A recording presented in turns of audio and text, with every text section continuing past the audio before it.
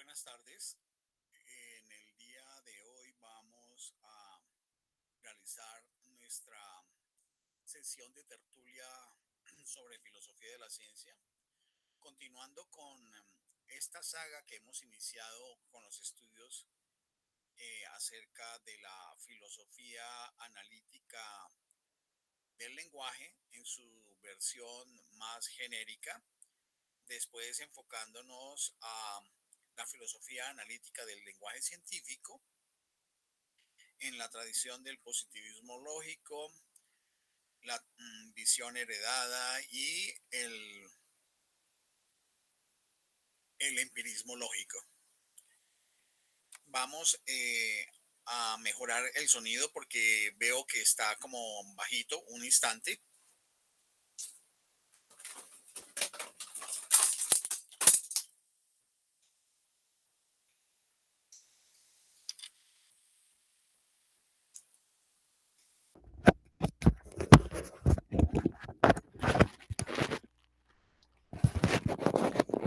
Bueno, puede ser que en ese momento esté mucho mejor. Entonces les decía que estamos en este proceso de continuación con la saga de la filosofía analítica del lenguaje científico.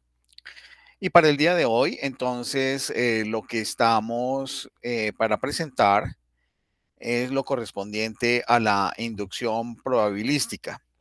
La sesión anterior habíamos visto la inducción. Cabe anotar lo siguiente para poder entender el contexto. El hacer un estudio histórico y también de justificación de lo que es la filosofía analítica del lenguaje científico permite tener una mejor comprensión de la naturaleza de la filosofía de la ciencia que aún de manera contemporánea sigue operando en el mundo.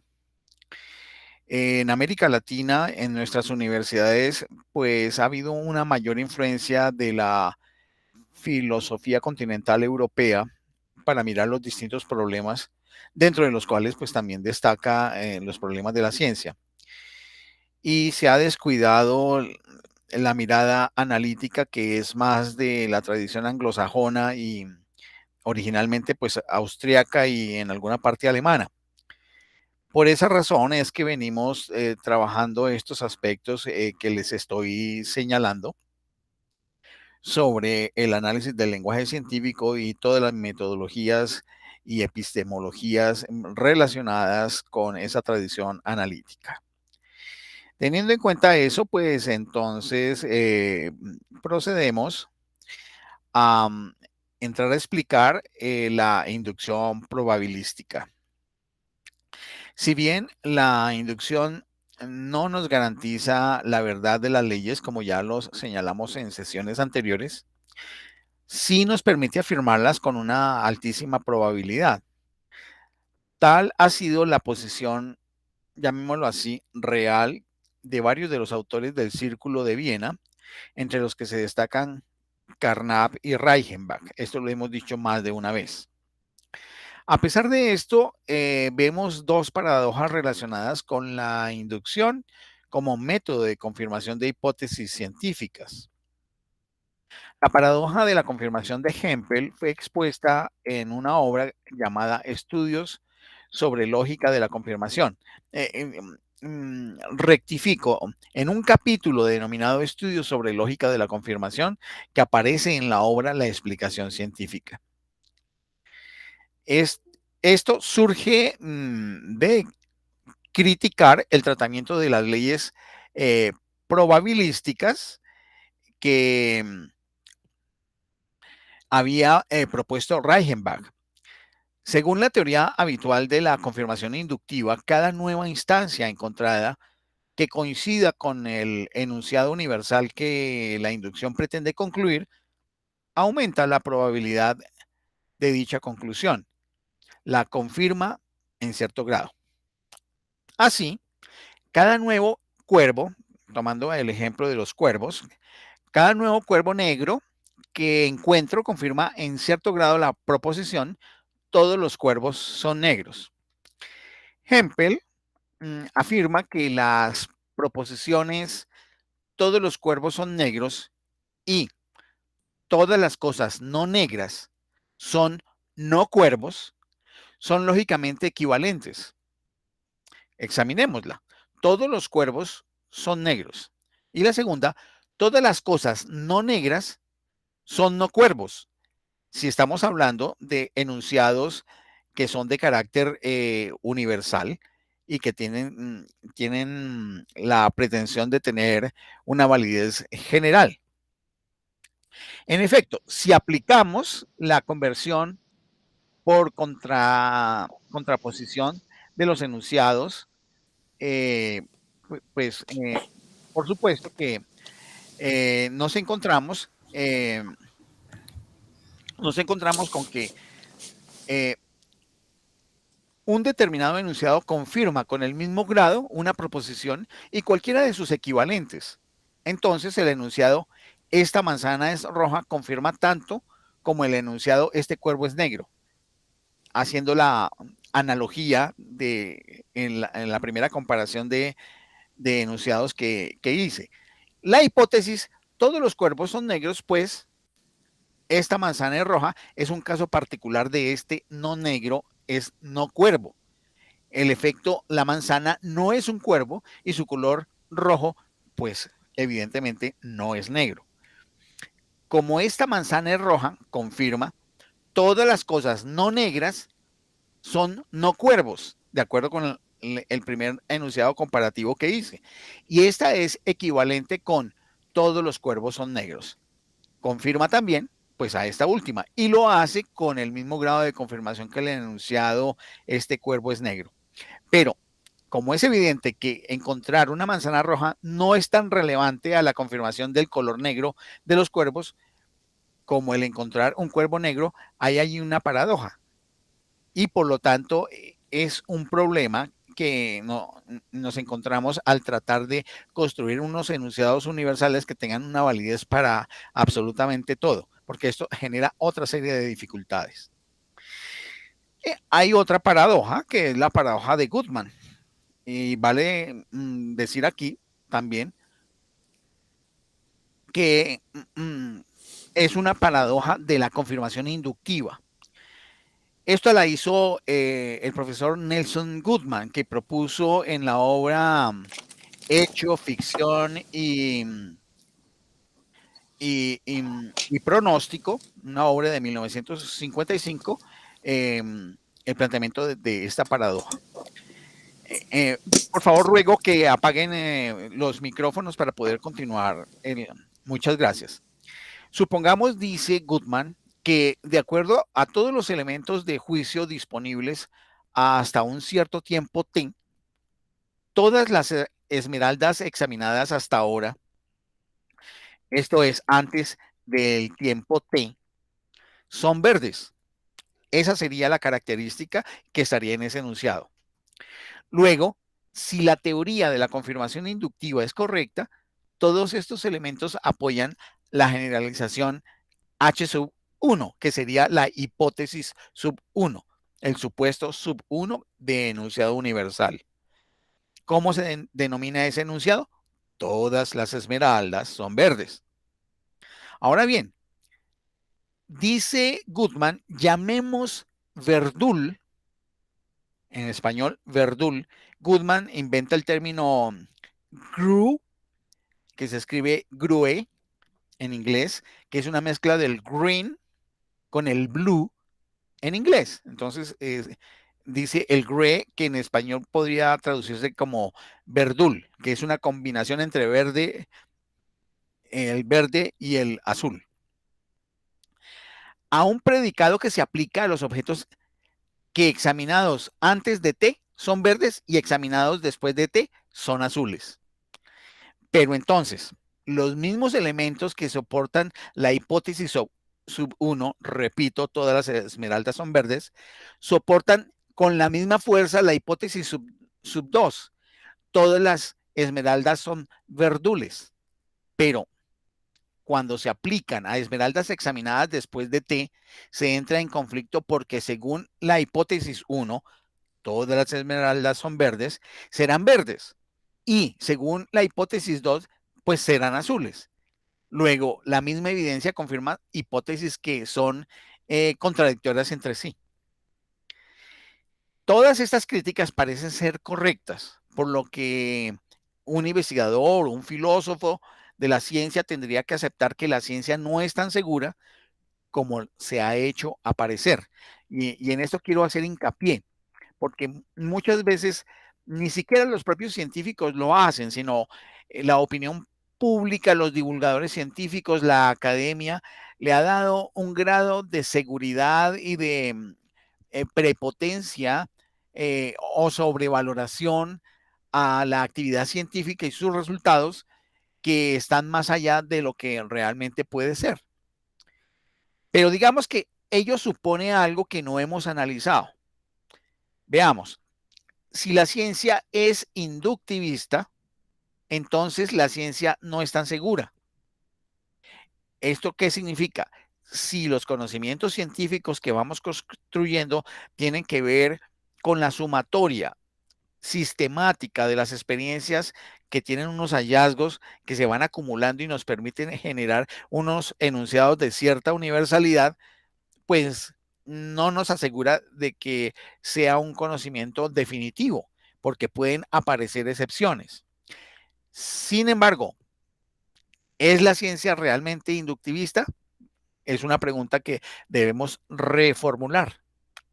La pregunta, como hemos ya aclarado, la hacemos solo dentro del contexto de justificación. Recuerden que en sesiones anteriores, cuando estamos hablando del contexto de justificación, estamos hablando de la capacidad que tiene internamente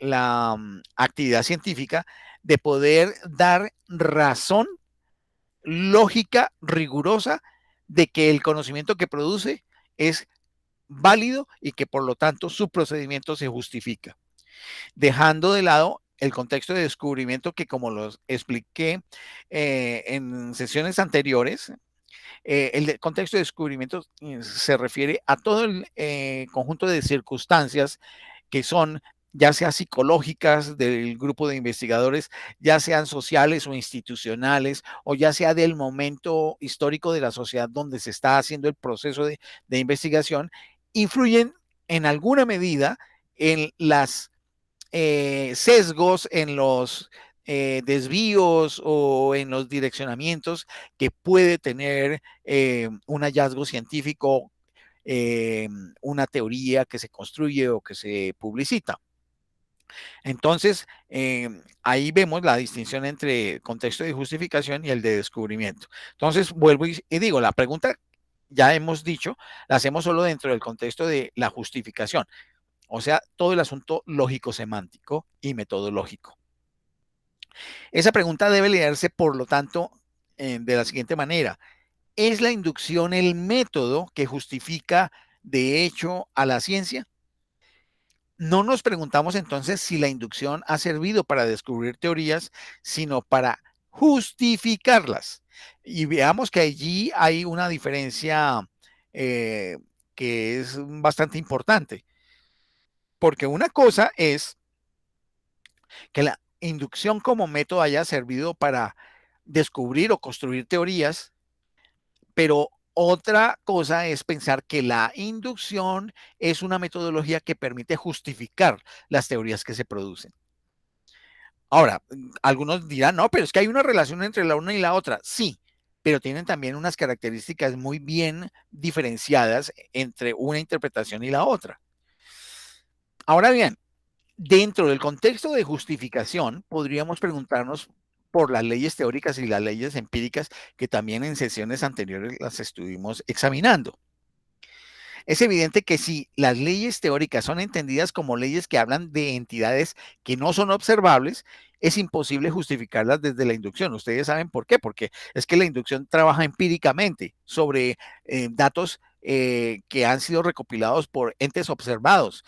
Sí, por lo tanto, las leyes teóricas no podrían estar justificadas por la inducción. Es imposible porque no se pueden ver los datos hacia los cuales apunta una ley teórica. Bueno, entonces es que estas leyes teóricas son entendibles como leyes que hablan de entidades inobservables y entonces es imposible justificarlas desde la inducción, pues no podríamos tener una base empírica, ya les decía, ya que no podemos observar esas entidades. Tal vez sí podrían justificarse las leyes empíricas, pero a condición de entender la inducción y, por supuesto, la justificación de la inducción de otra manera. Veamos, si por justificación se entiende la demostración definitiva e irrefutable, evidentemente no podríamos sostener esa tesis. Pero si por justificación entendemos que aporta razones, es decir, elementos de significado y de lógica para tal vez sí podríamos entender que eh, eh, que la inducción podría ser una forma de justificación del trabajo científico. O sea que no sería en términos definitivos, sino como un método y un procedimiento que permite aportar razones para poder construir teorías, pero no elementos definitivos de teoría, ni por supuesto tampoco de leyes. Si el inductivismo probabilista, que está basado en la aplicación de norma estadística, cálculo estadístico, tienen entonces en este sentido un significado válido. Eh, Sin embargo, es esta validez probabilística, más tarde vamos a explicar por qué Popper la refuta. Pero todo esto depende de cómo entendemos la inducción.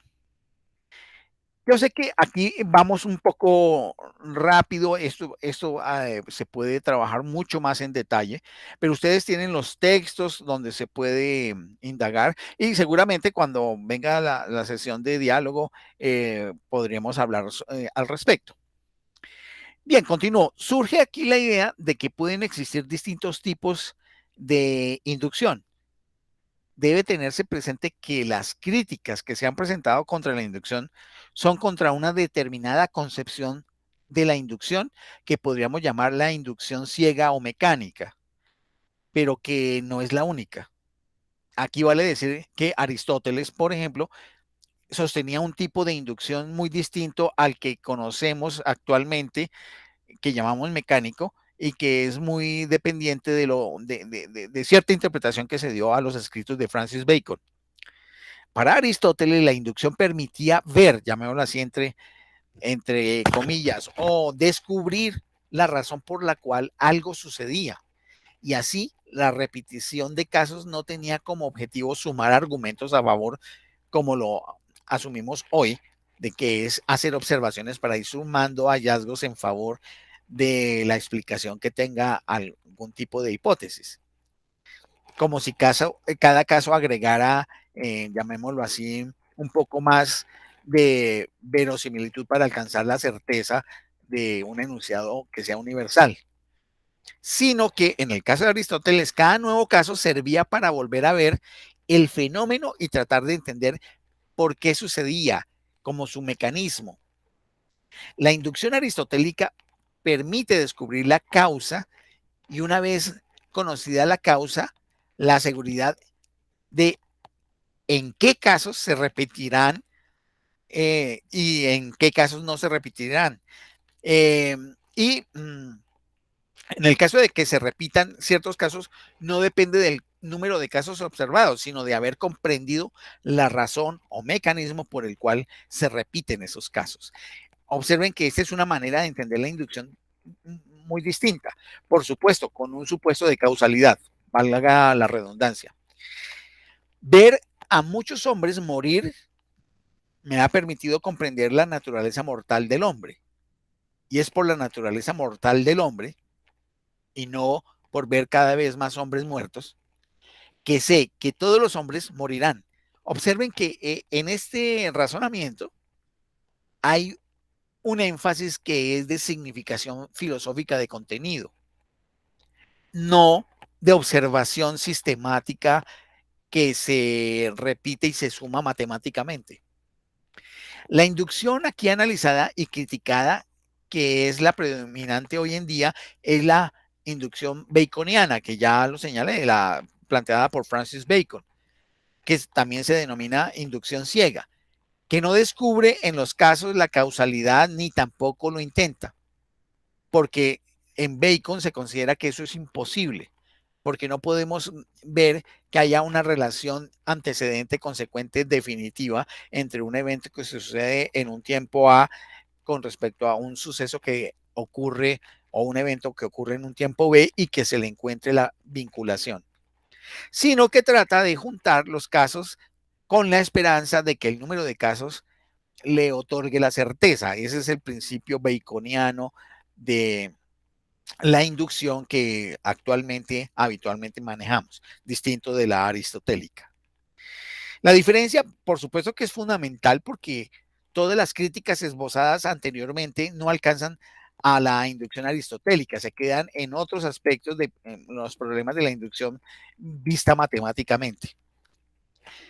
Vale entonces la pena señalar que hay una versión contemporánea más cercana y analítica de Aristóteles, que puede encontrarse en una propuesta de un filósofo llamado Rom Harré, del cual de todas maneras hemos hablado en sesiones anteriores. Horace Romano Harré fue un filósofo de la ciencia que vivió entre 1927 y 2019, vale la pena que lo sepan. Y fue un filósofo y psicólogo neozelandés y británico, tenía la doble nacionalidad. Fue uno de los científicos sociales más prolíficos del mundo, escribió sobre una amplia variedad de temas que incluyen la filosofía de las matemáticas, filosofía de la ciencia, ontología, psicología, psicología social, química, sociología y filosofía en general. En los últimos años, este filósofo eh, volvió a su primer interés por la química y se convirtió en el presidente honorario de la Sociedad Internacional de Filosofía de la Química. Entonces, quería hacer esta breve reseña para entender entonces de dónde viene esta propuesta que hace Ram Harré en una versión contemporánea y analítica al estilo aristotélico, pero propuesto por Harré. Harré sostiene que es evidente que la acumulación de observaciones no puede fundamentar nunca un mecanismo no observado que explique dichas observaciones, que es el problema de estas dos interpretaciones que señalamos hace un momento. Para Harré, las teorías científicas describen los mecanismos responsables de los fenómenos que observamos. Y vale aquí aclarar que Harré no pertenece a la concepción heredada de la filosofía de la ciencia que derivó dentro del positivismo lógico, pasó al empirismo lógico en los Estados Unidos, pues para él las teorías no son esas estructuras lógico-semánticas, sino son modelos y tampoco son sistemas deductivos. Siempre, al postular un mecanismo, dice Harré que decimos más de lo que observamos y así no hay forma de salir del problema. Dice que todas las tentativas clásicas fracasan por lo mismo, tener como modelo de razonamiento el argumento deductivo. Y claro, es entendible por lo siguiente, porque tratamos de darle una explicación deductiva a un fenómeno que no es deductivo como el fenómeno inductivo. Porque el fenómeno inductivo desde la época de David Hume se decía que era un asunto no de la lógica, sino de la psicología. Bueno, pero la solución consiste en que el lógico o el filósofo de la ciencia no le pida más a la inducción de lo que el científico le pide. El científico corriente no le pide ninguna estructuración lógica a la inducción. Entonces uno se pregunta, bueno, ¿qué función cumple en la ciencia la inducción? Luego, esta función que pueda tener la inducción estaría justificada, pero su justificación sería ¿de qué carácter? De carácter lógico sabemos que no, porque hay todo un problema de justificación lógica que de alguna manera expliqué la sesión anterior, pero que hoy voy en detalle a explicar. podemos decir que es la forma correcta de encarar un problema. Harré sostiene que más que una justificación lógica, podemos encontrar una justificación funcional pragmática de aplicación. Eh, para los científicos, la inducción no es una inferencia lógica, sino es una manera de proceder que sugiere respuestas, pero que no está encadenando lógicamente respuestas. Es la forma de proceder habitual de la práctica científica que hacen los investigadores sin formación mayor en lógica o en filosofía de la ciencia.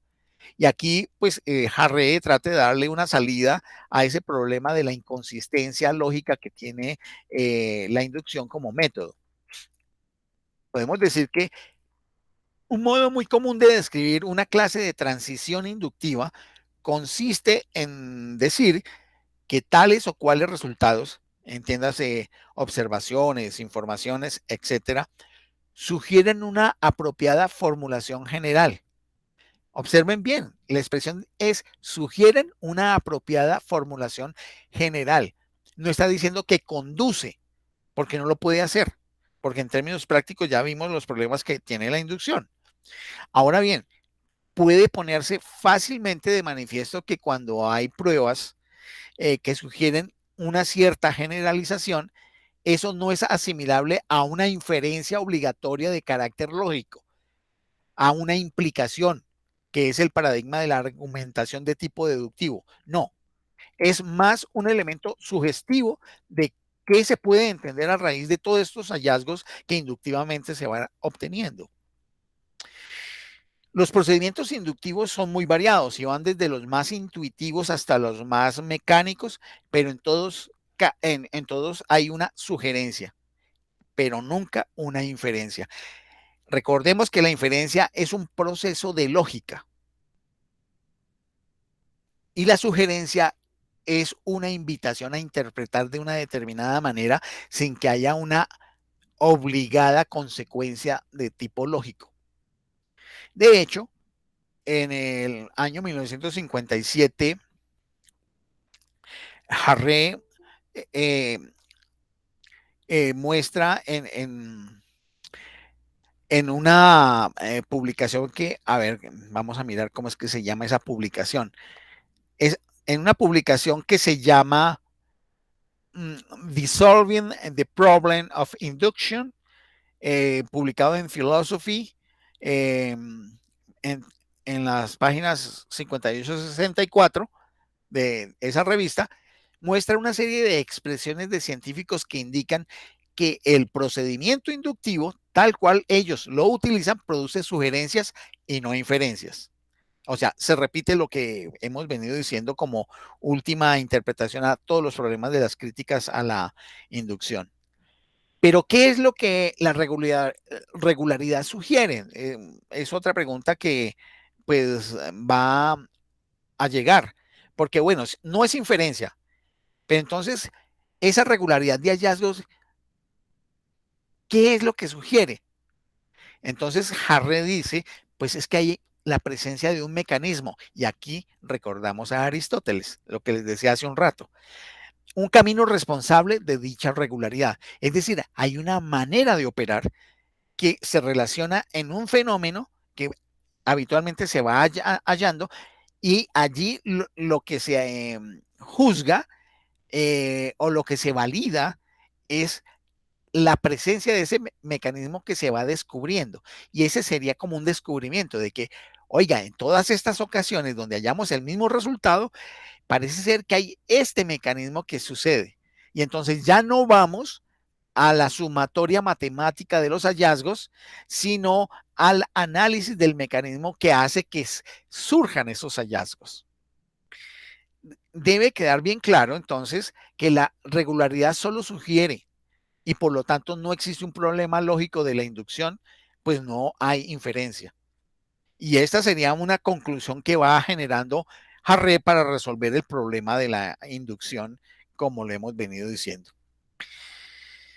En realidad lo que Harré propone es desviar la inducción desde el contexto de justificación que es el concepto de la lógica y la metodología, al contexto de descubrimiento, que es todo el área empírica del mecanismo de los hechos en las circunstancias psicológicas, ambientales, sociales que tienen los investigadores cuando están haciendo su trabajo de investigación. Si el susodicho mecanismo sugerido existe, entonces uno como investigador puede lícitamente inferir la regularidad, pero esa inferencia es más de sugestión a partir del mecanismo, y así puede lícitamente también hacer predicciones con necesidad natural de carácter hipotético, suponiendo la permanencia del mecanismo en nuevos fenómenos que tengan algún parecido con los que hasta el momento se han indagado. Pero su permanencia no hay por qué ponerla en duda. Mientras no se registren cambios empíricos relevantes, se puede suponer que el mecanismo se mantiene. Y esta sería, llamémoslo así, como la forma como se pudiera entender esa solución al problema de la inducción que propone Rom Harré. Ahora miremos el, el complemento a toda esta problemática de la crítica de la inducción que viene desde Hume y que está plasmada en todo lo que hemos venido exponiendo, con otra manera de entender la forma de hacer ciencia, que es el hipotético deductivismo. Y para abordar esto, pues tenemos que decir lo siguiente. La filosofía de las ciencias, según Karl Popper, filósofo austríaco de la ciencia, que nació en 1902 y murió en 1994, se constituye en una postura llamada racionalismo crítico. Esta postura de la cual hemos hablado en varias de las tertulias anteriores está muy asociada, pero también está muy confundida con lo que es el positivismo lógico del Círculo de Viena. Ahí hay todo un problema histórico del cual yo he hablado algunas cosas, y es que Popper quiso ser parte del grupo del Círculo de Viena en el positivismo lógico, pero siempre fue rechazado y no fue admitido, principalmente por Schlick, que era el gestor de ese grupo. Y llamémoslo así, Popper siempre sintió un resentimiento, habida cuenta de ese rechazo. Él solamente podía reunirse con algunos miembros del círculo, pero a instancias de otros escenarios. Pero él pudo conocer muchas de las discusiones que se daban al interior del Círculo de Viena. Por lo tanto, la visión popperiana se basa en muchos de los elementos que plantearon el Círculo de Viena, pero justamente su contraposición. Esa visión popperiana se basa en un principio de carácter hipotético deductivo que se conoce como la falsación de teorías. Es decir, hipótesis que se lanzan a priori sobre el mundo de los hechos que funcionan como modelos de explicación a refutar, que es un modelo opuesto a la verificación, que como hemos dicho, no se hacía hasta la saciedad, pero hemos tratado de explicar que la verificación es la manera de tratar de validar un enunciado universal a partir de procesos de casos estudiados inductivamente. Pero como esto tiene una serie de problemas, entonces, por supuesto, no tiene solución, como lo hemos dicho anteriormente. Entonces, lo que dice Popper es que como no hay solución, entonces será necesario apropiarnos de una manera distinta de construir el conocimiento científico, y señala que el conocimiento comienza y termina en problemas. El llamado método científico es un procedimiento que es común tanto en las ciencias naturales como en las ciencias sociales, y dicho método en su forma básica es, primero, la selección de un área problemática que hay que resolver. Segundo, la formulación de una teoría que funciona inicialmente como una hipótesis, como una solución hipotética en la forma de un modelo explicativo para dar solución al problema de conocimiento que se ha formulado. Tercero, se hace una refutación que es de orden tanto teórico, metodológico y experimental de la teoría mediante la discusión crítica de dicho modelo explicativo a partir de la metodología de la llamada falsación, que es el uso del modus tollens, tollendo tollens, que cuando estuvimos estudiando lógica lo estuvimos explicando, que es el modo en el que al negar la validez de un enunciado se niega su propia consecuencia. Y cabe decir que es esta la metodología que sustenta la falsación que después se llamó falsación ingenua y que Imre Lakatos, discípulo de Popper, pretendió superar con la metodología de los programas de investigación en lo que se llamó luego falsación sofisticada. La forma básica lógica del modus tollendo tollens es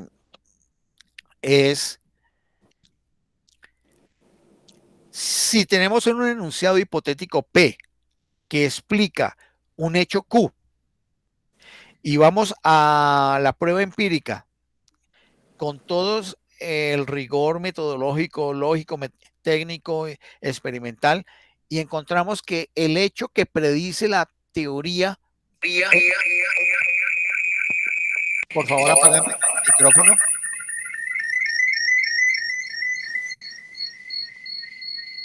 por favor apaga el micrófono. Entonces continúo.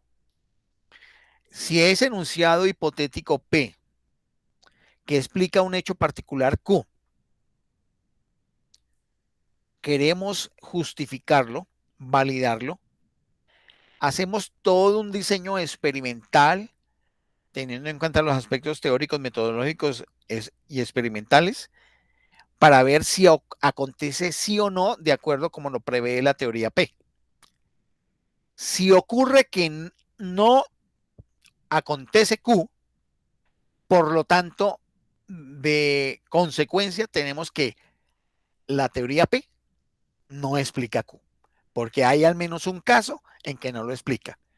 Y esta es una manera, sí, hipotético-deductiva de intentar justificar cómo funcionarían las teorías de la ciencia de manera deductiva. Podemos decir que la conjetura, es decir, la teoría P, explica el conjunto de enunciados sobre los fenómenos Q. Y para poner a prueba la fortaleza explicativa de P, se requiere intentar probar que hay al menos un caso en el cual no puede probarse Q. Si llega a encontrarse tan solo un caso en que no se pueda probar Q, entonces se habrá refutado la hipótesis P que pretendía explicarlo. Por lo tanto, P será falsa. Pero si no se logra refutar, entonces P ha sido corroborada.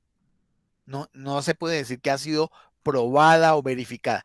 Ha sido corroborada porque existe la posibilidad que en el futuro sí pueda ser falsada. Lo anterior significa que el conocimiento se desarrolla mediante la eliminación de algunos errores y de esta forma se aprende a comprender los problemas y teorías como soluciones a estos, así como la necesidad de nuevas soluciones. La última parte de este método científico que estamos hablando sería la emergencia de nuevos problemas que requieran nuevas soluciones. Lo anterior en una construcción que es hipotético-deductiva, fundamentada en un realismo metafísico de naturaleza indeterminista y una concepción del conocimiento evolutivo de una, llamémoslo así, matriz de corte darwiniano. Y esta concepción filosófica científica tiene un carácter de tipo prescriptivo, porque pretende darle lecciones de cómo hay que hacer ciencia a todas las ciencias, reduciendo a la filosofía de la ciencia a una especie de manual metodológico, tanto para las ciencias sociales como para las ciencias físico-naturales. Según Popper, ese sería el procedimiento a realizar para hacer investigación científica. Esto lo hizo en una obra de 1934, que, que solamente se conoció en Europa hasta el año 58 por todos los problemas que hubo con la Segunda Guerra Mundial y porque Popper tuvo que viajar a trabajar en Nueva Zelanda antecitos de la Segunda Guerra Mundial y solamente regresó hacia el año 1946, 47 a Europa y básicamente a trabajar en Inglaterra. Bueno, teniendo en cuenta el análisis del razonamiento lógico propio del modus tollendo tollens que he tratado de explicar, a continuación se va a presentar el procedimiento específico para contrastar teorías de manera deductiva, es decir, el procedimiento detallado para hacer una falsación. Para ello es necesario tener en cuenta los siguientes criterios. Un primer criterio, que son los criterios lógicos, se refiere a las condiciones de coherencia y de consistencia operativa del razonamiento en el desarrollo teórico dentro de la investigación. Las condiciones de coherencia señalan que dentro del conjunto de enunciados de la teoría, los cuales aparecen como un conjunto de afirmaciones deducibles y deducidas o deducidas, los enunciados que se derivan en la conclusión de los razonamientos no deben ser contradictorias entre sí. Y por otra parte, las conclusiones de la teoría deben ser bien deducidas. O sea que el asunto de la estructura lógica de la deducción debe haber sido bien hecha. Las condiciones de consistencia, que es el otro componente de estos criterios lógicos, indican que toda teoría científica debe tener en su estructura deductiva el rigor del procedimiento lógico basado en el conjunto de las reglas de inferencia deductiva que nosotros estuvimos estudiando a principios de este año 2021. Todo el conjunto de reglas de inferencia. Esto quiere decir que se supone a la teoría científica como una estructura jerárquica de enunciados que están articulados lógicamente, la cual tiene entre sí una organización de tal manera que de los enunciados fundamentales, los que son considerados evidentes por sí mismos, que no tienen justificación, es decir, los enunciados axiomáticos, se derivan, es decir, se deducen los enunciados en niveles de menor generalidad y categorización. Y a su vez, dentro de estos enunciados subordinados, se dan otras deducciones entre sí. Todas estas deducciones deben ser o deben poseer un fundamento en las reglas de inferencia deductiva que ya les mencioné. Entonces, ese es el primer criterio, que es un criterio de corte lógico. Ahora viene otro criterio, que son los criterios de tipo teórico. Estos criterios están relacionados con la exigencia de comparar la teoría propuesta para explicar o predecir un conjunto de fenómenos, hechos o relación de eventos con las otras teorías que ya existen. Esto en los casos de que sea una teoría nueva. En dicha comparación es necesario ver con ojo crítico el poder explicativo o predictivo de las distintas teorías existentes sobre un mismo tópico, de la manera que deben verse las posibles relaciones interteóricas con el propósito de fusionar teorías que sean complementarias. Y aquí es donde viene ese concepto darwiniano que mencioné arriba, es que las teorías compiten entre sí en su capacidad explicativa de los fenómenos, de los hechos. Estos criterios teóricos también se refieren a la articulación del significado de los contenidos de las hipótesis ad hoc, que son hipótesis adicionales a una teoría central que le ayudan a tener mayor consistencia de significado en la capacidad explicativa del fenómeno al cual está vinculada para explicar. También estas hipótesis ad hoc están fusionadas con una teoría ya existente que requiere un refuerzo teórico para poder dar una mayor explicación de los hechos. Tenemos el tercer criterio, que es el criterio metodológico de contrastación. Entonces, recordemos, hay criterios lógicos, criterios teóricos y ahora criterios metodológicos de contrastación. tienen que ver con las prescripciones procedimentales de la investigación y con las explicaciones o predicciones sobre los resultados del estudio. En el caso de las prescripciones, se deben establecer las condiciones en las cuales se hace la observación y o el experimento. Esto es un aspecto de tipo técnico que hace que haya precisión, que haya homogeneidad, que haya igualdad de condiciones a la hora de hacer la observación o el experimento, lo que en otras palabras es la posibilidad de contrastar la teoría mediante mediciones, observaciones, experimentos, aplicaciones de la teoría, utilizando diversos tipos de aparatos que sirven para registrar, sea aparatos construidos como dispositivos o sea el registro a través de la observación humana de cierto tipo de fenómenos que son observables vía ojos, vía la vista, o utilizando otros sentidos que se puedan involucrar dentro del proceso de indagación. Pero habitualmente tiene que ver con la ayuda de ciertos aparatos, dispositivos o artefactos que sirven para hacer los registros en este proceso metodológico de contrastación de la teoría. Vale decir que aquí las explicaciones científicas de un fenómeno responden a la pregunta ¿cómo es que sucede este fenómeno? Y se refiere a fenómenos que han ya sucedido. Las predicciones están vinculadas con la anticipación, como ya lo hemos dicho en anteriores sesiones, con fenómenos que aún no han ocurrido, de acuerdo con los enunciados de la teoría, de los resultados de las observaciones que se han hecho anteriormente. Esto se hace a través de un sistema de también deducciones, y aquí entra la lógica nuevamente, que está relacionado con los criterios lógicos y también con los criterios teóricos que se mencionaron arriba. Las predicciones se manifiestan como enunciados referidos a los hechos, enunciados que son originados en la deducción a partir de la teoría que está siendo puesta a prueba. Enunciados que aquí podríamos llamar E sub 1 y los vamos a llamar E sub 1 porque van a ver ustedes por qué habrá que tener en cuenta estos enunciados de teoría como enunciados E sub 1 porque habrá que hacerles una comparación. Ahora miremos el cuarto elemento de criterios en el proceso de falsación de teorías. Son los criterios empíricos de contrastación.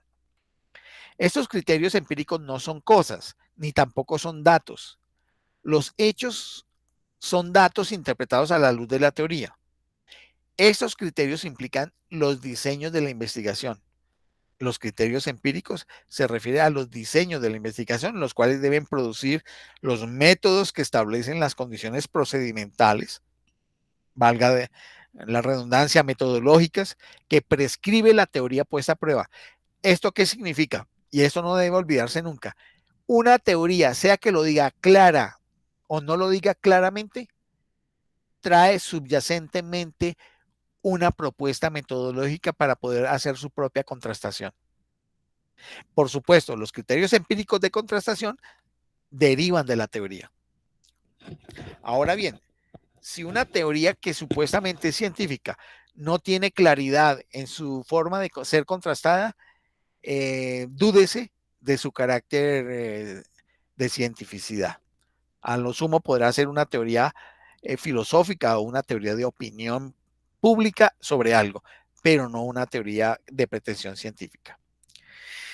Las observaciones, experimentos y aplicaciones de la teoría deben darle la palabra a los hechos.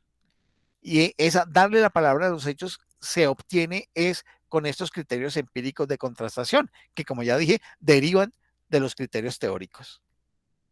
Es aquí de donde salen los enunciados referidos a los hechos. Enunciados que aquí se llamarán E sub 2.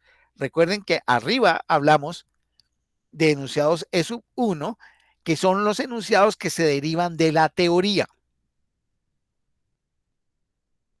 De la teoría. Y, por supuesto, esos enunciados que se derivan de la teoría, pero que se miran en los criterios metodológicos, porque lo que hacen los criterios metodológicos es decir, ¿qué dice la teoría que va a pasar? Y entonces ahí salen unos enunciados de lo que va a suceder. Y esos son los enunciados E sub 1. Ya En los criterios empíricos, cuando ya hacemos las pruebas en el mundo de los hechos, aparecen los enunciados E sub 2. Entonces, de acuerdo con lo anterior, contrastar empíricamente una teoría es comparar E sub 1 con E sub 2. Esto significa que los enunciados explicativos o predictivos derivados de la teoría E sub 1 se comparan con los enunciados referidos a los hechos que se dieron en la experimentación, los E sub 2. A ver, ¿qué pasa? Puede ocurrir que E sub 2, es decir, los enunciados referidos a los hechos resultados de la experimentación, contradigan los E sub 1, o sea, los enunciados derivados de la teoría. Entonces, si esto sucede, antes de decir cualquier cosa conclusiva, es necesario pensar y buscar posibles fuentes de error, tales como pueden haber errores del observador, del investigador en la observación, errores de tipo técnico, de tipo metodológico. Pueden haber errores en el diseño, operación del instrumental por ser insuficientemente preciso o sensible, que pueden ser en términos de validez y de confiabilidad. Entonces, ya no es del observador, sino de las herramientas, instrumentos o artefactos que se utilicen. Otro puede ser los aspectos del diseño metodológico del estudio, que no una planeación metódica que, derivada de la teoría, fuera rigurosamente sistemática, que permitiera la obtención de resultados de la observación de manera precisa. Otro error puede ser ya no en la parte experimental, metodológica ni técnica, sino errores de orden teórico en las predicciones que tenía la teoría, o sea, de los enunciados E sub 1. Hay otro tipo de error en las prescripciones procedimentales metodológicas de la investigación. Entonces, aquí es en cómo se opera, y no tiene que ver con la operación del observador, sino cómo se planeó la operación dentro del diseño metodológico del estudio. Esta está muy vinculada con algunos aspectos del diseño metódico del estudio, pero los procedimentales ya es la minucia técnica de la operación del método con el cual se está haciendo la investigación. Y hay un último error que pudiera estar vinculados con los criterios lógicos de la teoría, o sea, los primeros criterios que tenían que ver con el asunto de la derivación, el asunto lógico o el asunto de los contenidos de teoría.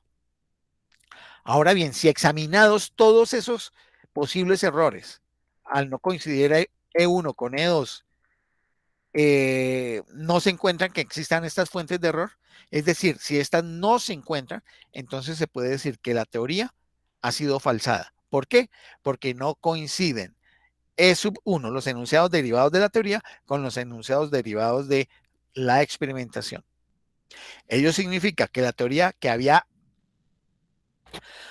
estado siendo puesta a prueba fue refutada, pues se encontró un caso, el que se está ejecutando, en el cual no aconteció lo que la teoría predecía.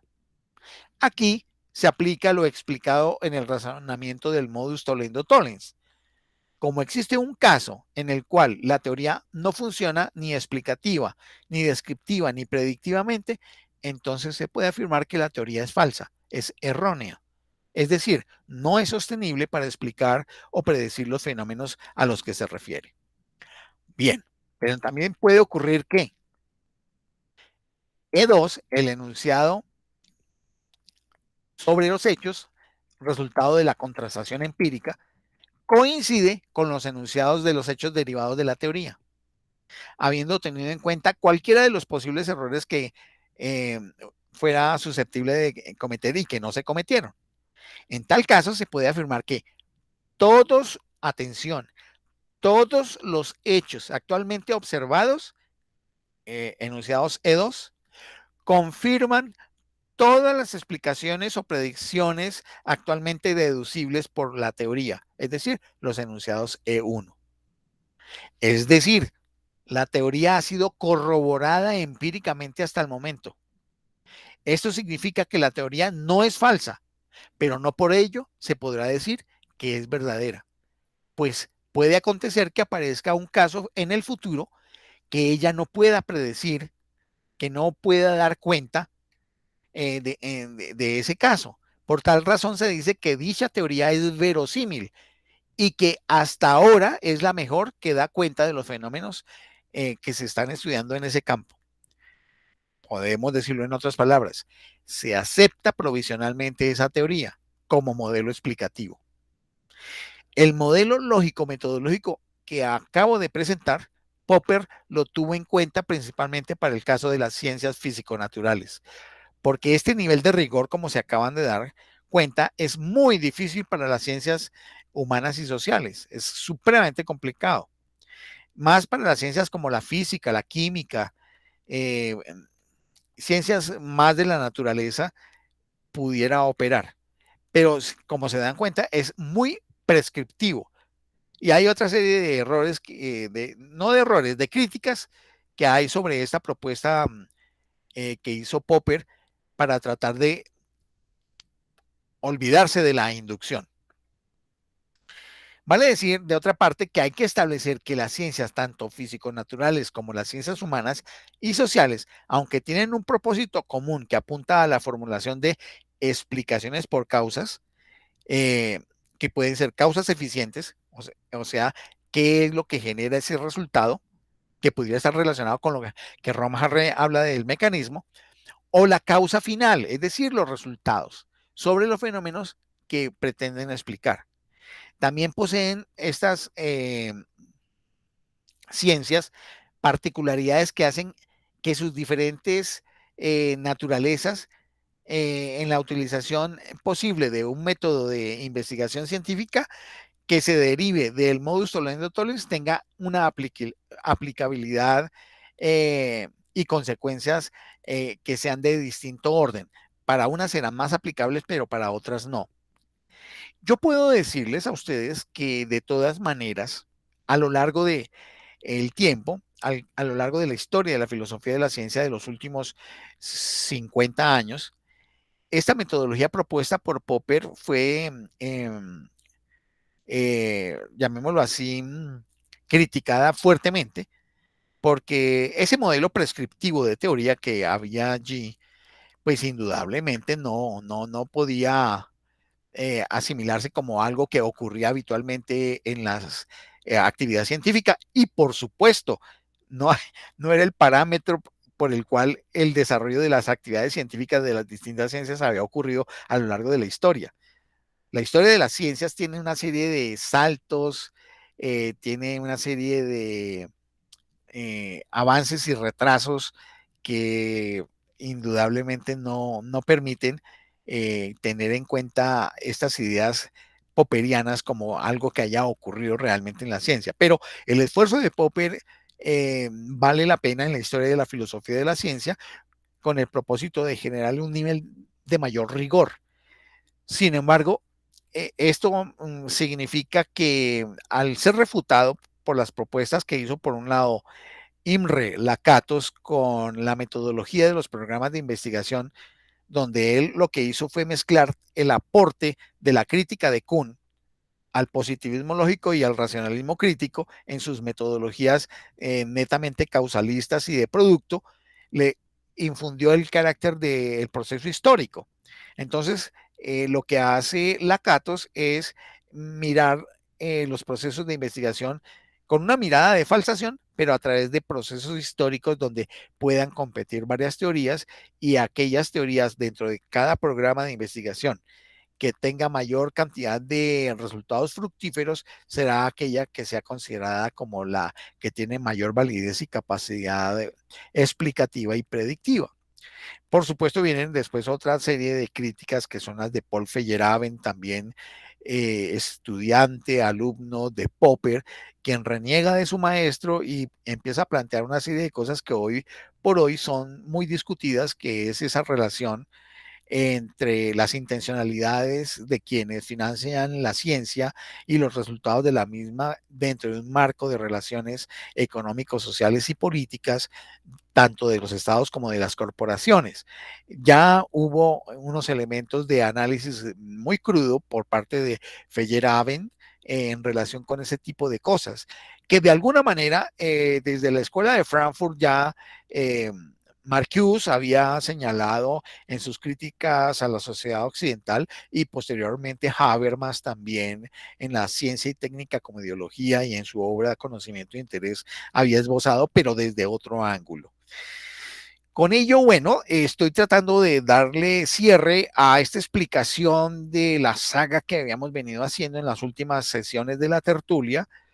Para quienes no hayan visto esas sesiones, la pueden encontrar en el link del canal sobre todo lo que es de la filosofía analítica, su desarrollo y cómo se configuraron todos los productos, avances, críticas de esta filosofía analítica de la ciencia.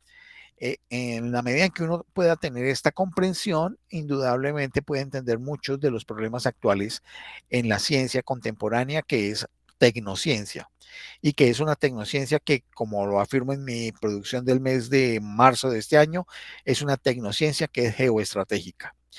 Con ello cerraría lo que quería explicar en el día de hoy, presentar en el día de hoy, y quedo abierto al diálogo con afirmaciones, críticas, preguntas, conversaciones, de una manera informal, por supuesto, invitándolos de manera muy fraternal para que podamos compartir.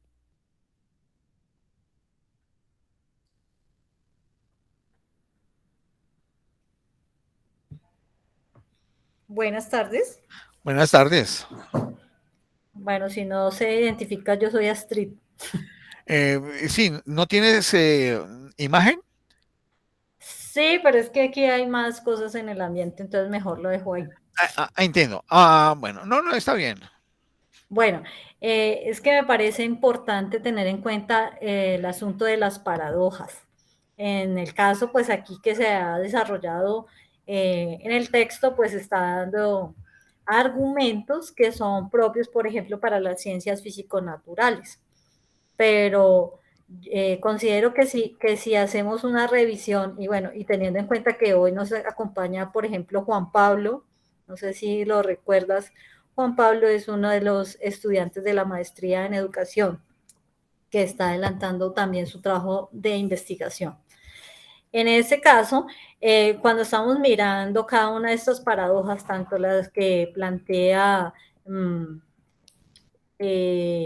Goodman y las mismas que se identifican con lo que va planteando Hempel, uno encuentra que esto también tiene un impacto o una relación con las experiencias de investigación que se hacen en ciencias sociales y en particular en el campo de la educación y la pedagogía.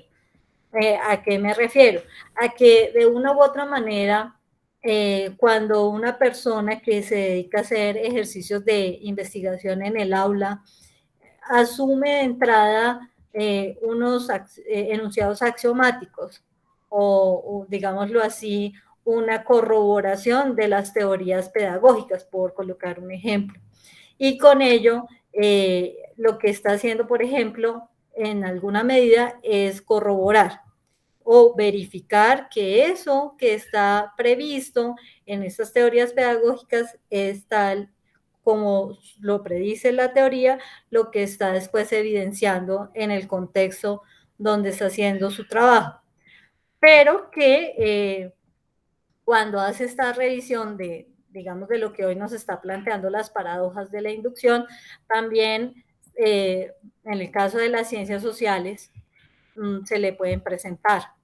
Coloquemos el ejemplo de ambientes de aula donde el investigador quiere mostrar, por ejemplo, un tipo de aprendizaje, el aprendizaje significativo, por ejemplo. Y con ello encuentra que si aplica o pone en discusión estas paradojas, las encontraría de manera estarían presentes también en sus investigaciones, porque de una u otra manera las mismas concepciones con respecto a cómo se observan los fenómenos del entorno estarán sujetas a criterios que en ese momento son criterios, digámoslo así, dominantes por la formación que va recibiendo el investigador. Y que si a la vuelta de 1 o 2 años hay alguna transformación en esa forma de argumentar, ese enfoque pedagógico o ese modelo educativo, pues el investigador se va a encontrar con que también tiene sentido o también tiene una aplicación. Entonces se encuentra ante esa paradoja de que por lo menos dos posturas o dos supuestos pedagógicos están ante sus ojos. Cómo discernir, cómo asumir por parte de este investigador cuál camino, cuál sería el argumento de peso que le permitiría, sabiendo que en las ciencias humanas y sociales estamos sujetos más bien a criterios de subjetividad por estos no porque sean opiniones, sino porque de una u otra manera son difíciles de llevar a una última respuesta, a un último criterio que me dijera, este es el criterio definitivo, que es lo que también nos muestra de alguna manera la inducción en lo que hemos leído hoy. Ya, bueno, es que son varias cosas las que tocas. Primero hablaste que la teoría podría ser corroborada o verificada, pero yo lo que veo aquí es que habría que precisar los términos porque hay un aspecto técnico acá. Es que sería verificada en la medida en que se validara el asunto de la inducción como una práctica reconocida y válida para poder construir teorías generales. Pero ya hemos encontrado, como lo hemos explicado, que hay una serie de dificultades dentro de las cuales están las paradojas, pero las paradojas son solamente algunos de los problemas. El otro problema lo expliqué hace 8 días y es que la inducción no puede tener un sustento lógico porque su base de enunciado fundamental requeriría siempre un enunciado cada vez de mayor rango de justificación, teniendo en cuenta el mecanismo de la inducción como opera. Entonces, la inducción tendría que ser coherente con la inducción, pero siempre para darle un carácter justificativo tendría que tener un enunciado fundamental de mayor rango por encima del anterior, lo cual genera una regresión infinita, lo cual hace que no sea posible justificar deductivamente la inducción, lo cual lleva a decir que la verificación tiene una serie de problemas, además de las dos tipos de paradojas que hoy se presentaron. Entonces, por un lado, diríamos, no podríamos considerar que la inducción en términos de verificación o la corroboración, porque es que la corroboración es también otra cosa. La corroboración es lo que acabo de explicar de la metodología popperiana de falsación de teorías. Existe un tercer elemento que se llama la confirmación, que por supuesto pues aquí no se ha tocado. La confirmación de las teorías científicas tiene un papel que es relevante, que, que desempeñan dentro de la actividad científica. Como la interpretan los falsacionistas sofisticados al estilo de Lakatos, pues obviamente no le dan un carácter definitivo, sino que la confirmación lo que señala es que hasta el momento, con los datos obtenidos y las pruebas contrastadas, podemos decir que esta explicación vale por el momento para este tipo o rango de fenómenos. Entonces, para el caso que está señalando Astrid, pues indudablemente en el campo de la educación, pues hay mayores problemas para poder construir enunciados generales que den explicación o predicción de hechos propios de ese campo del conocimiento. Por eso es que Wallerstein planteó el carácter ideográfico que tienen las ciencias humanas y sociales, que significa que todo lo que podamos construir como conocimiento en estas ciencias no tiene una pretensión de universalidad, sino que tiene una pretensión de explicación en el lugar, en el sitio y en el tiempo. Entonces, eso, Astrid, eliminaría cualquier dificultad en términos de las paradojas que tiene la inducción o de las dificultades lógicas que tuviera la inducción, sino que simplemente asumimos que lo que se explique para un fenómeno específico, por ejemplo, los que tú mencionabas, esos fenómenos no se agotan, perdón, no se extienden en el tiempo, sino que se agotan en un espacio y un tiempo con respecto a grupos de personas que se comportan de determinada manera, y estos resultan ser conjuntos finitos donde el fenómeno se puede circunscribir, lo cual no nos llevaría a hacer ningún proceso inductivo, sino que sería una deducción que metodológicamente se puede construir haciendo un estudio detallado, y se hace a través de una deducción que, en otras palabras, en lógica sería la llamada inducción completa, si lo recuerdas, que al final de cuentas se suman los hechos, pero se sabe la totalidad del conjunto, y al saber la totalidad del conjunto que se comporta de una misma manera, al final de cuentas lo que hacemos es una deducción. Pero bueno, eso es de lo menos importante eh, para un estudiante investigador del campo educativo. Esto puede ser para el asesor de investigación que le ayude a precisar este tipo de cosas. Lo que puede hacer el estudiante en ese caso es sí hacer un riguroso estudio de lo que acontece allí y sacar una serie de conclusiones que se constituyen en unas afirmaciones de espacio-tiempo válidas para esa circunscripción de hechos, sin tener una pretensión de universalidad. ¿Por qué? Por lo que ya hemos dicho del el carácter ideográfico que tienen los fenómenos de las ciencias humanas y sociales. No sé si esto que acabo de decir ayuda a explicar lo que desarrollaste en tu reflexión y preguntas, Astrid. Sí, el tema es también cómo hacer ver, sobre todo para quienes se enfrentan a un ejercicio de este tipo de investigación a nivel de maestría, que es más, ir más allá de solamente hacer verificaciones, o de que yo lo que hago es como, perdón, verificación, no, como corroborar que lo que yo leí en un texto, que lo que yo tengo en un documento como teoría que ha sido pues reconocida, simplemente se convierta en un ejercicio de trasladarlo a mostrar que, sí, está dicho y ya con eso lo Claro, sustento. claro, yo creo que el término más preciso es de confirmar, Astrid, más Eso, que, gracias, sí, más que de gracias. corroborar, porque el problema de la corroboración es la del falsacionismo ingenuo, que nunca va a poder uno construir una teoría universal para esa cosa. Es la corroboración que es más cercana a la idea lacatosiana, y combinándola con las ideas de Wallerstein sobre el carácter ideográfico que tienen las ciencias humanas y sociales, en este caso de la educación, donde se encuentra que un fenómeno tiene tales características, y lo que hace el investigador, por supuesto, es lo que hace el investigador es contrastar con los resultados que se han tenido en otras partes, sin pretender que sumadas esas partes, entonces, de construir una teoría universal por todos los problemas que ya sabemos que hay Exacto. de la inducción, sino simplemente se compara y se dice, mire, hay tales similitudes y hay tales diferencias, reconociendo el carácter ideográfico de estas ciencias y de los estudios que se hacen en ellas. Pero también en esto se requiere una cultura filosófico-científica de los docentes que juzgan los trabajos de investigación.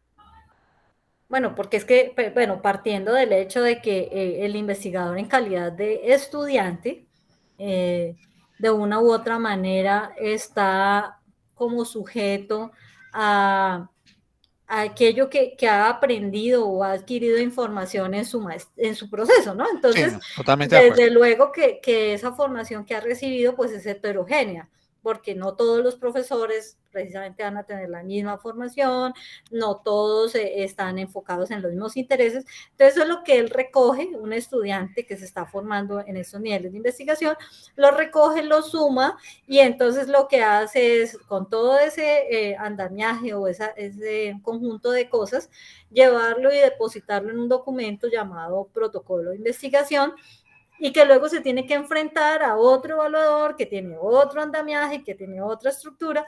Entonces, lo que yo he vivido en la experiencia que he tenido asesorando y luego acompañándolos en la sustentación, es que si no coincide lo que hizo en su trabajo con lo que le está preguntando el evaluador, siente emocionalmente esa parte psicológica de que es fracaso pasar por todo un ejercicio de estos, porque si al final lo que va a obtener es simplemente críticas y choques, y tampoco tiene en la formación de los 2 años o los 4 semestres una, digamos, como una serie de herramientas conceptuales o epistémicas que le ayuden a hacer ver de que él también tiene una postura que se está enfrentando a otra, y que aquí no estamos hablando de verdades, sino de unos debates. Claro, por eso va siendo de a poco importante que los estudiantes, por ejemplo, de la Universidad del Tolima, los del Colmayor o de Unicimes,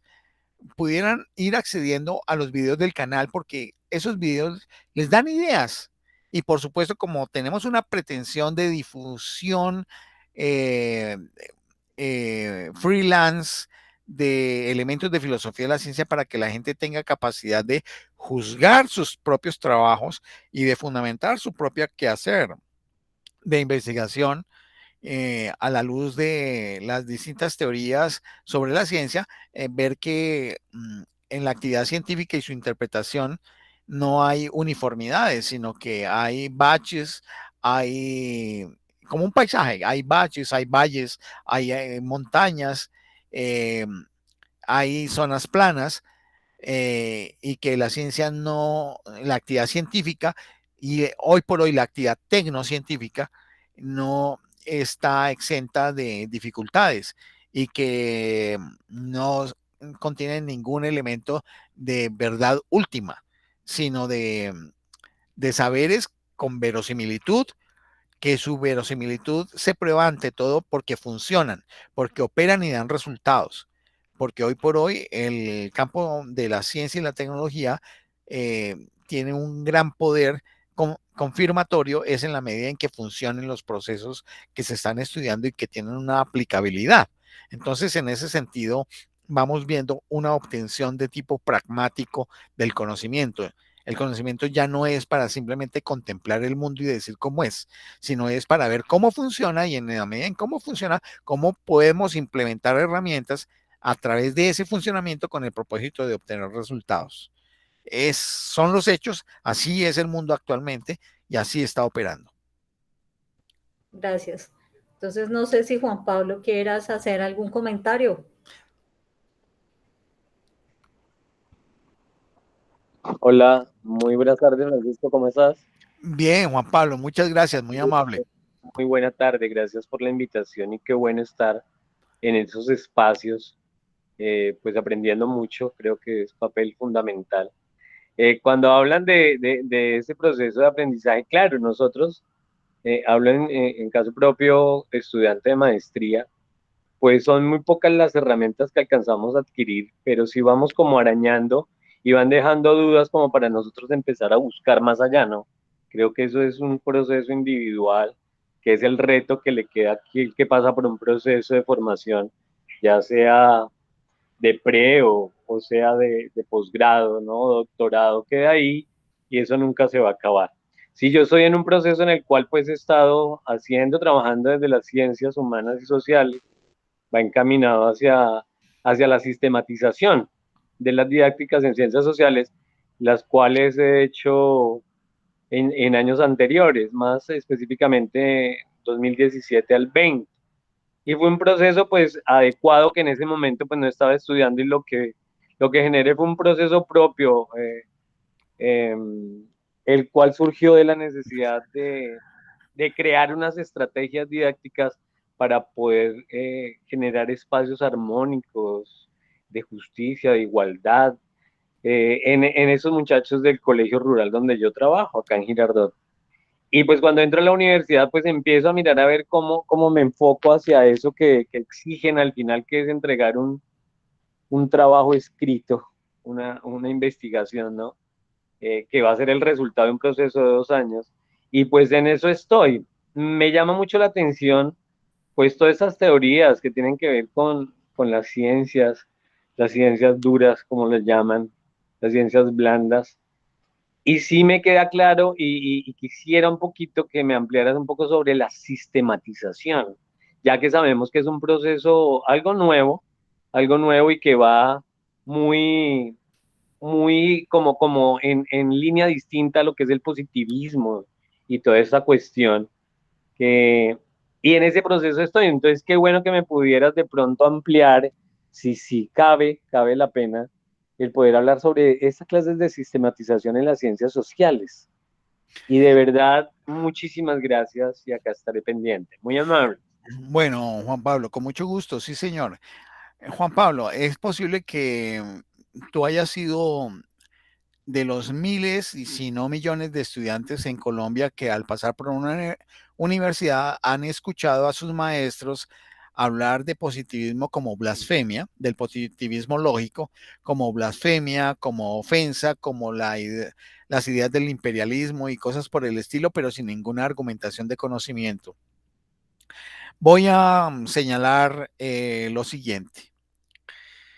Justamente la sistematización de datos, la sistematización de procedimientos, la sistematización de instrumentos surge por lo que los miembros iniciales del Círculo de Viena señalaron debía organizarse la actividad científica basados en la inspiración que les generó el Tractatus Lógico-Philosophicus de Ludwig Wittgenstein y que hizo que estos miembros del Círculo de Viena, que procedían de las ciencias físicas y naturales, de la lógica, de la matemática, del derecho, de el área sociológica, de las ciencias políticas, de la economía, debatieran toda esta cantidad de elementos para configurar una visión científica del mundo. La mayor parte de los miembros del Círculo de Viena del positivismo lógico habían sido miembros, ya sea del Partido Comunista Austriaco o ya sea del Partido Socialista o del Partido Socialdemócrata de Austria.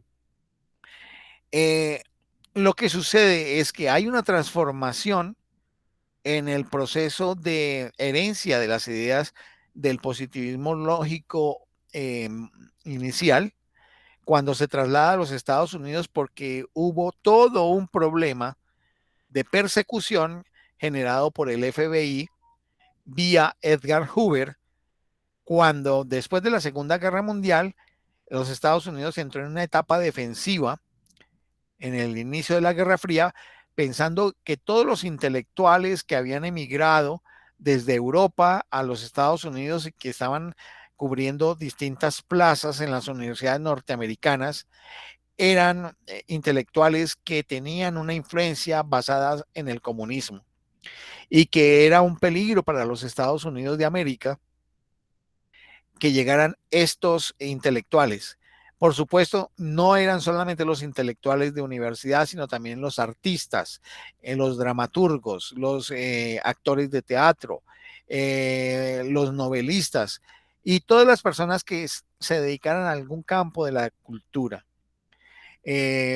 No en vano vale decir que los miembros de la Escuela de Frankfurt también emigraron a los Estados Unidos y tuvieron una agencia en Nueva York y además hicieron por motivación de empresas norteamericanas y financiadores norteamericanos estudios con trabajadores, familias y amas de casas de obreros para analizar desde la perspectiva de los miembros de la Escuela de Frankfurt, que era básicamente de una visión neomarxista, los comportamientos de la sociedad norteamericana.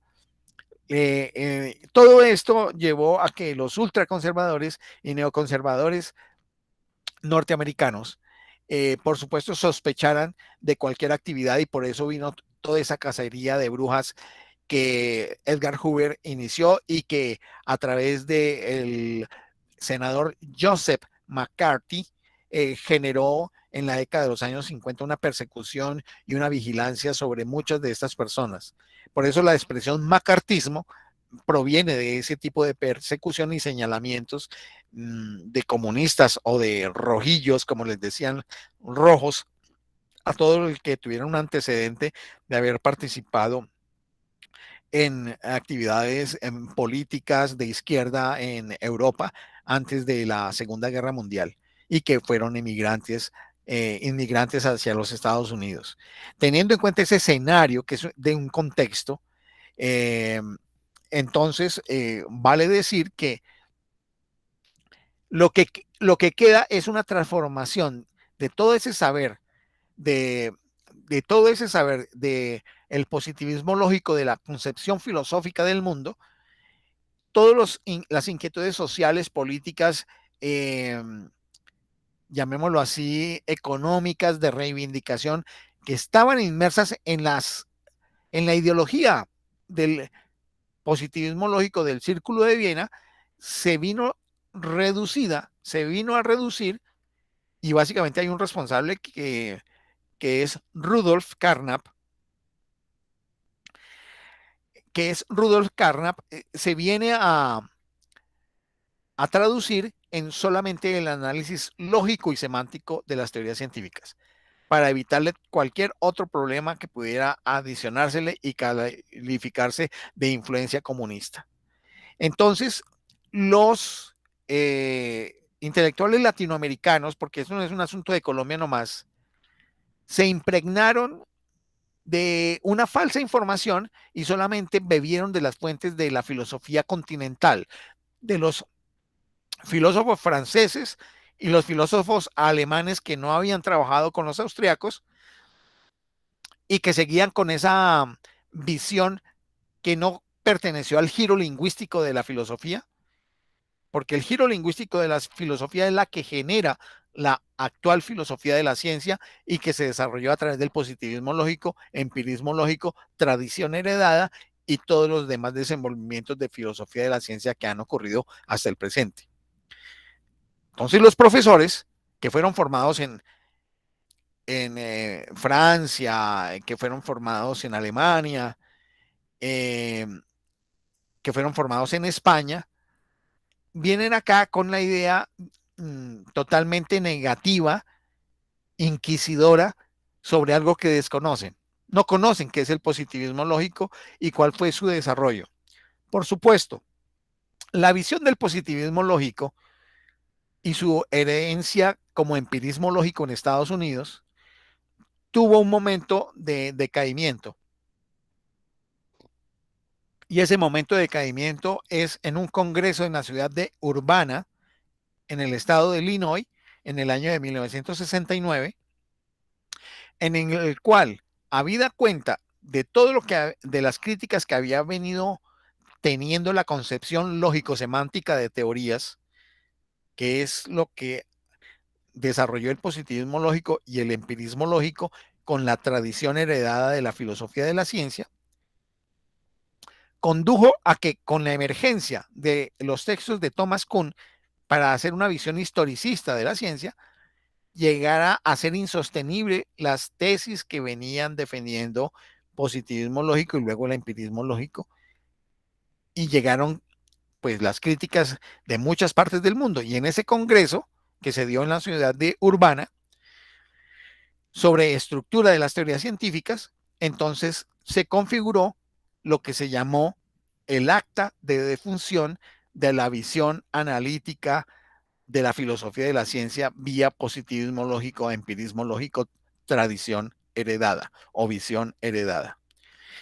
Es un libro de más de 800 páginas donde está narrado todo lo que sucedió, porque están todas las ponencias. Pero eso nunca lo citan los profesores que desde mi época, cuando fui estudiante, hablaban pestes del positivismo lógico y no lo conocían. Para hablar sobre algo hay que conocerlo.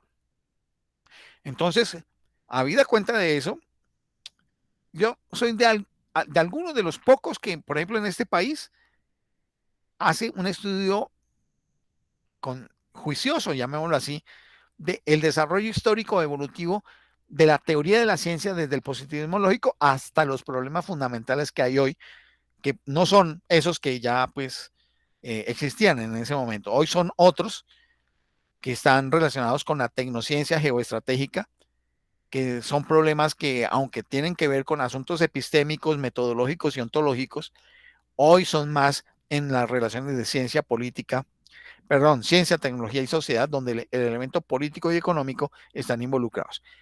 Teniendo en cuenta ese marco de explicación, pues tengo que decir entonces que los trabajos de investigación que se hagan en las ciencias humanas y sociales y específicamente en la educación necesitan tener claridad de que ese tipo de áreas de la ciencia no tienen teorías generales de tipo universal.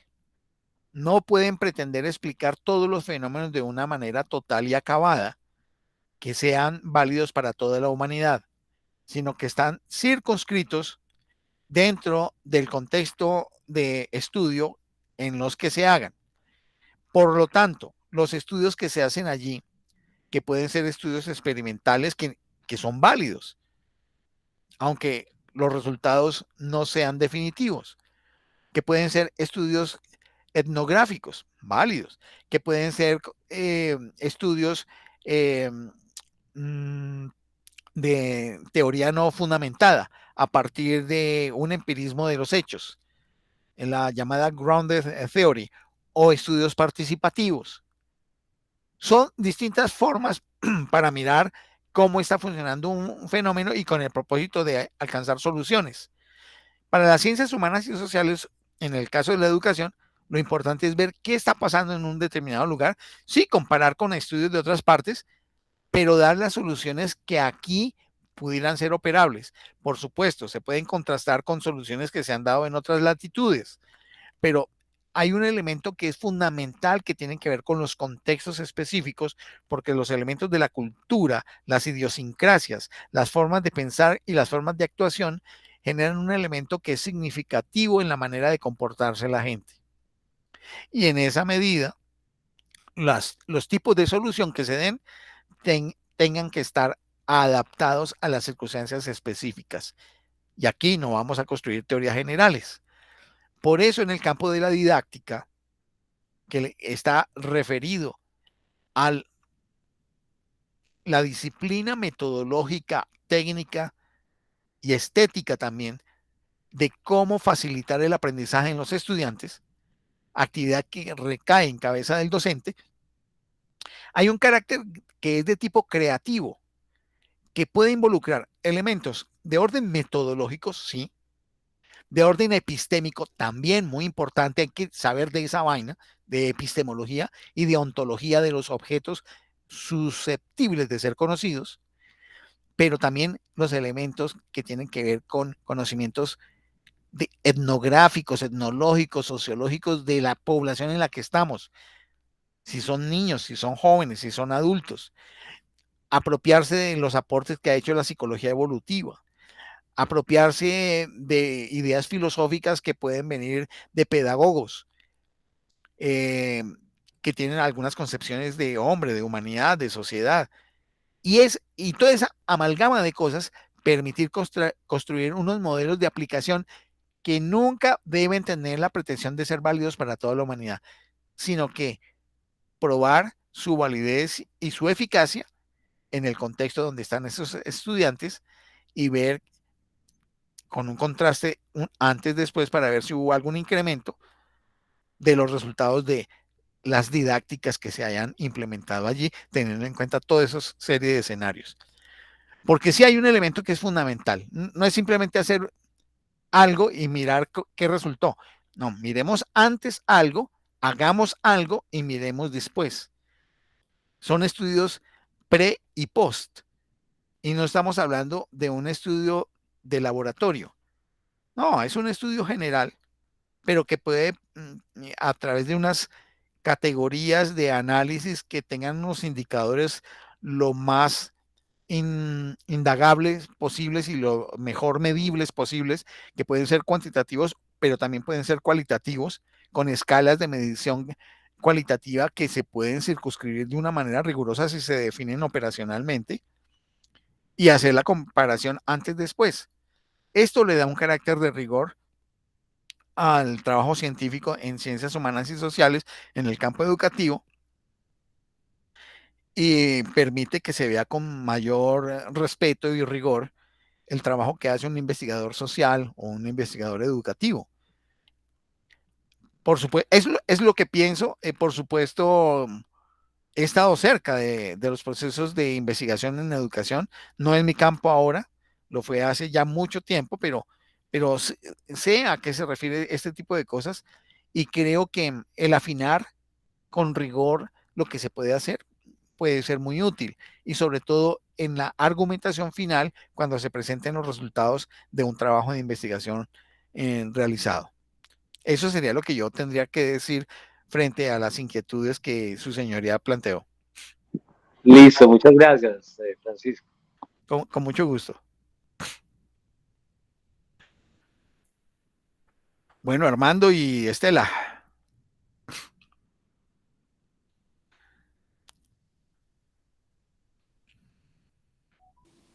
Hola, Francisco. Mi hermano, me encanta saludarte. A mí también, aquí finalizando el año con nuestra fabulosa tertulia. Sí, señor. No, pues yo estoy aquí como como encontrando la parte, digamos, final de nuestro tema de la inducción.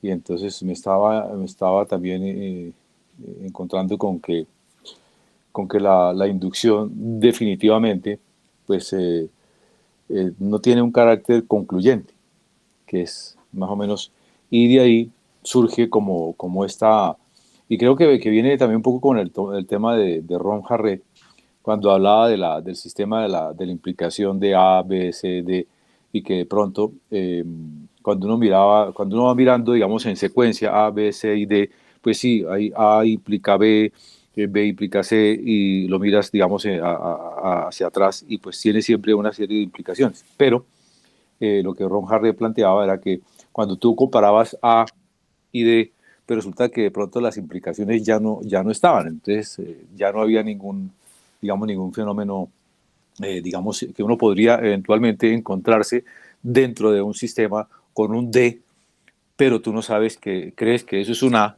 y resulta que es un D. Entonces es como que empiezas a trabajar en retrospectiva, y digamos que dentro de eso pues empiezas a encontrar como una serie del carácter científico de la investigación. No sé si me estoy explicando bien en ese sentido.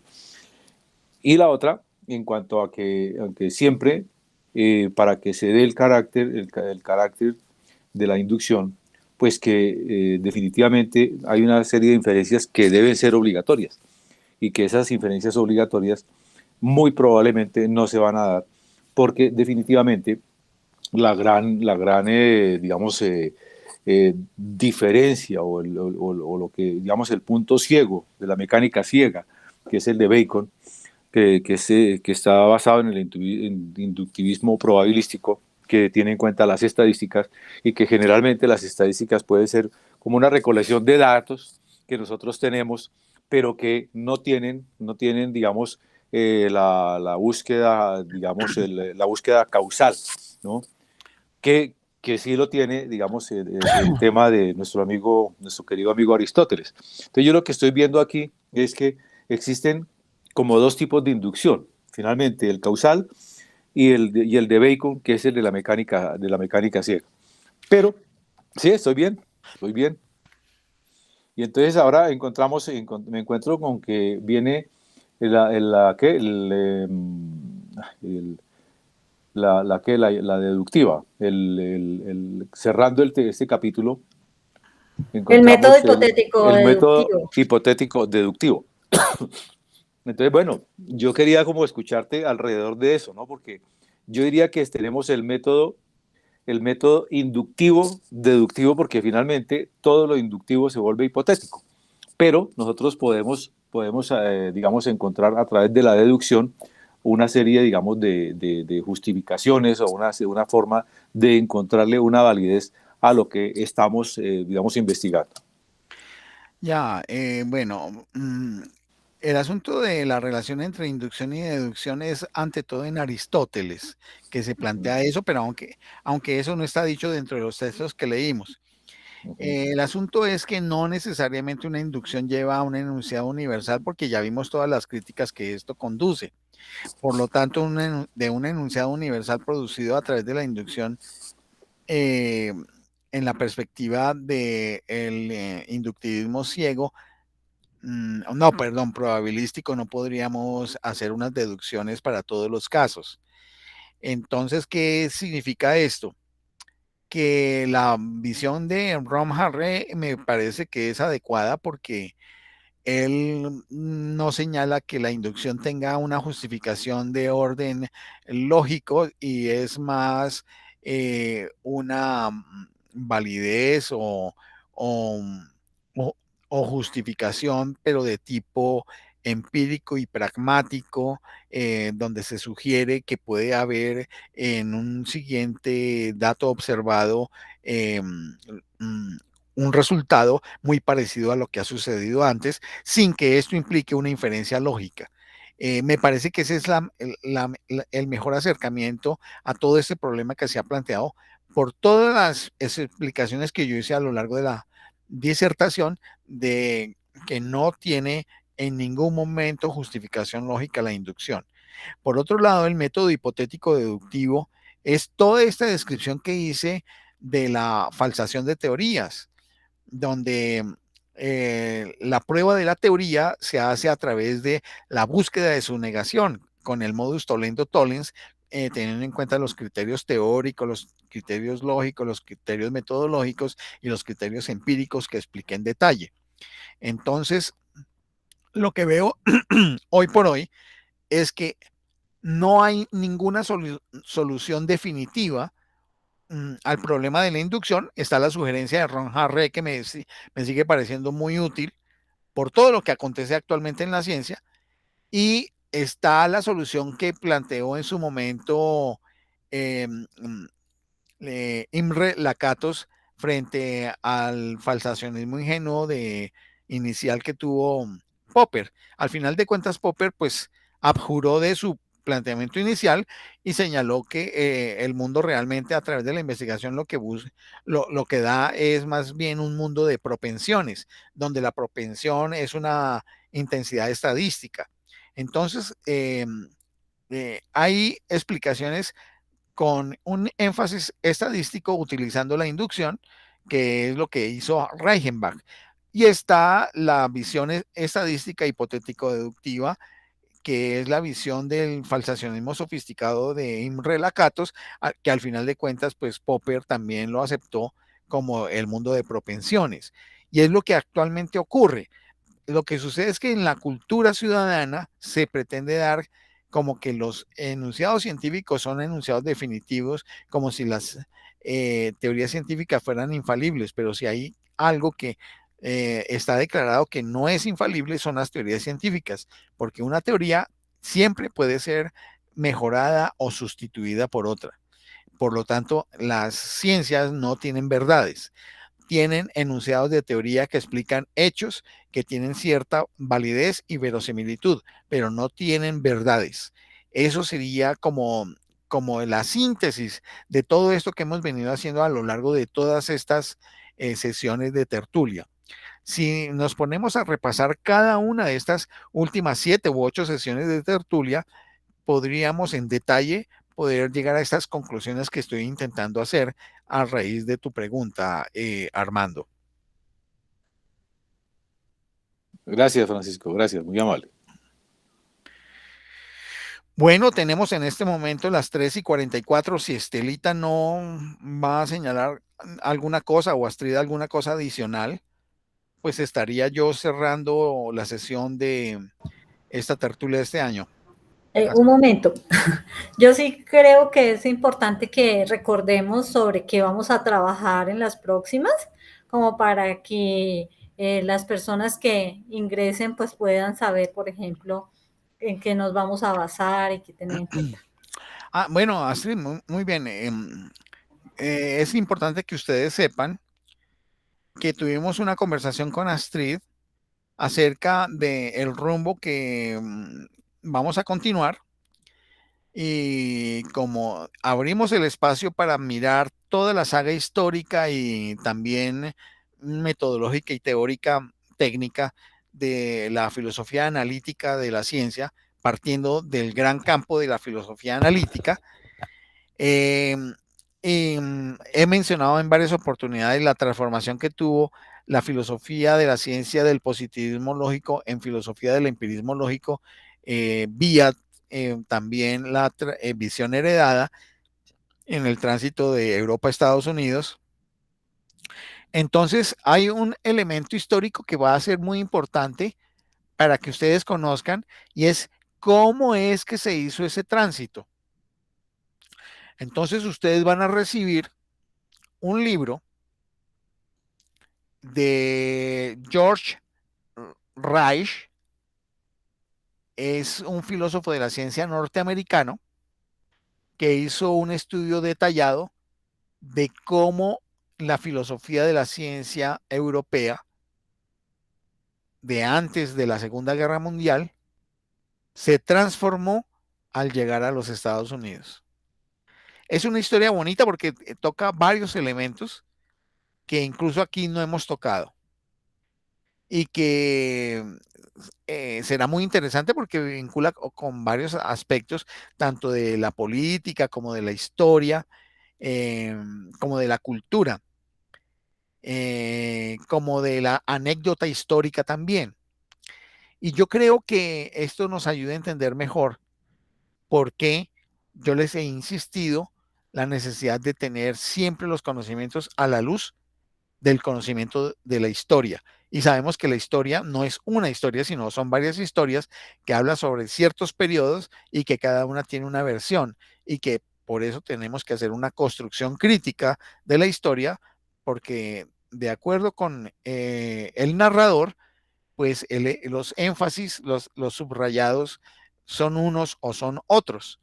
Entonces, el poder entender qué pasó en el curso del siglo XX en la transformación de la filosofía de la ciencia que venía de Europa vía Círculo de Viena, positivismo lógico, qué pasó al llegar a los Estados Unidos y relacionarse con gentes de diversos lugares, entre ellos uno que es fundamental, que es la Universidad de Chicago, que fue un ente recepcionador de gran cantidad de volúmenes de material que se había producido en el Círculo de Viena. Esto lo vamos a ver entonces de a poco. Yo les enviaré en el curso de estos próximos 2 días el libro y les diré. El capítulo es entre la página 23, si no estoy mal, y la 48. Por supuesto, no vamos a abordar todo de una vez, lo iremos haciendo por pedacitos hasta donde nos vaya alcanzando el tiempo, pero será una lectura agradable, juiciosa, muy conversada, como de café, para ver qué fue lo que pasó ahí, donde uno puede preguntar. No va a ser exposición académica como la que he venido haciendo estas 2 últimas veces, sino más de conversadito de, mire, yo leí esto y mire, decía esto y aquello, y ahí sacamos anécdotas o comentamos temas y cosas por el estilo. Eso fue lo que con Astrid estuvimos conversando, que creo que contribuye aún más en la solidificación de los conocimientos sobre filosofía de la ciencia que ustedes hayan venido construyendo. Básicamente eso, Astrid. Sí, perfecto. Es para que entonces podamos, o por lo menos las personas que vean este video, de las que habitualmente nos acompañan, pero que por estas 2 semanas de pronto se han ausentado, puedan ubicarse para la próxima. Sí, claro. Y de todas maneras, en el correo remisorio del libro haré algún comentario semejante a esto que acabo de decir. Bueno. Perfecto. No sé, Estela, entonces, ¿qué nos quiera comentar? aunque ella siempre hace sus comentarios ahí en el chat. Hola. Eselita, muy buenas. Aquí medio ocupada, pero bien. No, sí, lo de que del positivismo, pues era lo que estábamos viendo el otro día, ¿no?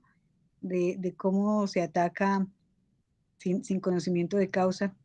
Entonces, por estos días he estado haciendo unas capacitaciones de las cuales tengo que hacer uso de la pirámide de Kelsen, y pues los argumentos de la mayoría de los abogados es que de una vez dicen, no, es que esa pirámide de Kelsen es positivismo y eso ya está mandado a recoger. Bueno, sin embargo, no quiero entrar en argumentos con él, en discusiones con ellos, y entonces pues lo que hago es que les digo sí, pero les doy la vuelta. Y esa es una eterna lucha también con las ciencias humanas, ¿no? De que el asunto de los datos, la recolección de datos y de la parte empírica y esta historia, ¿no? Muy bien. Sí, sí, sigue, por favor. No, lo que sigue es una sugerencia. Es que he estado viendo los videos y pues a pesar de que se lleva un control, la sugerencia que yo tengo para el año entrante es que al principio digamos la fecha, porque pues el video queda con la fecha en que está siendo subido, no con la fecha en la que está siendo grabado. Eso lo hago con el ánimo de tener como un control de linealidad. Entonces, bueno. no sé si Vale, no, es válido. No es válido. Pues habitualmente la administración de los videos las hace Astrid. Entonces, pues yo creo que no habría inconveniente de decir bienvenidos a esta sesión de la tertulia sobre filosofía de la ciencia hoy jueves fulano de tal año. Ajá. Creo que no tendría ningún inconveniente, ¿no es cierto, Astrid? No, sin embargo, ¿será que le estoy entendiendo mal a Estela? ¿Se refiere es cuando son subidos directamente al canal? Es que la fecha queda, la fecha queda es cuando es subido al canal, sí, tienes razón.